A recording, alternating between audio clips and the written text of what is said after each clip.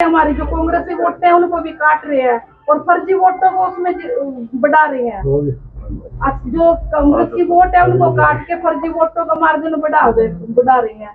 तो इस सरकार को मैं तो फर्जी सरकार ही मानूंगी नीचे से ऊपर तक की। एक देखो जंग होती है उसमें जायज लड़ना पड़ता है, ये नाजायज जंग है वोटों की।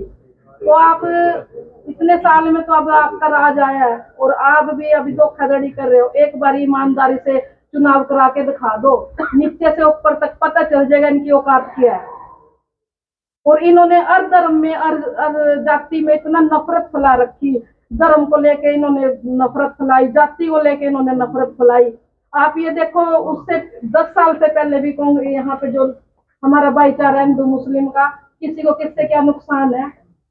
जब कांग्रेस की सरकार थी, मुस्लिम हमारे राष्ट्रपति थे और सिख हमारे प्रधानमंत्री थे, हैं, तब नहीं किसी को नुकसान हुआ, किसी को डर नहीं हुआ। अब तो गृह मंत्री ने क्या, प्रधानमंत्री ने क्या, राष्ट्रपति ने क्या, तब भी इन्होंने दुनिया के अंदर एक अफवाह फैला रखा, हिंदू खतरे में है, हिंदू खतरे में है।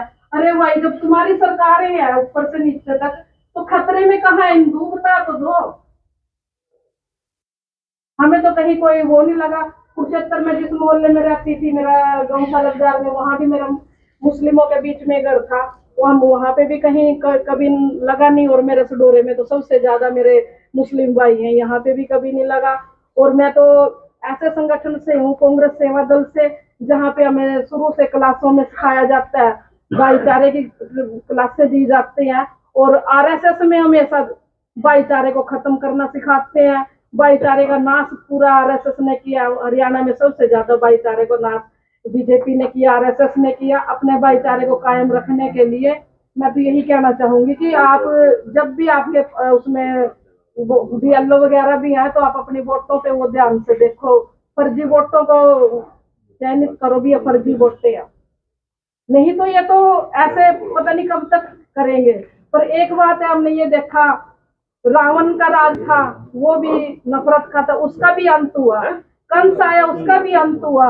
दुर्योधन आए, वो भी, उनका भी अंत हुआ। और ये तो उनके आगे कुछ भी नहीं है, ये तो उनके आगे कुछ भी नहीं है। जब इतनी बड़ी बड़ी हस्तियां, इतने महाज्ञानी धरती पे आए और वो चले गए, नफरत का प्रचार उन लोगों ने किया।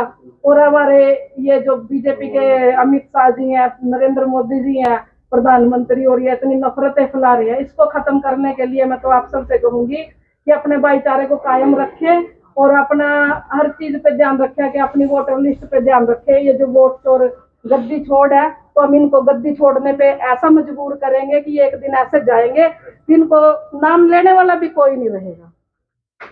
धन्यवाद।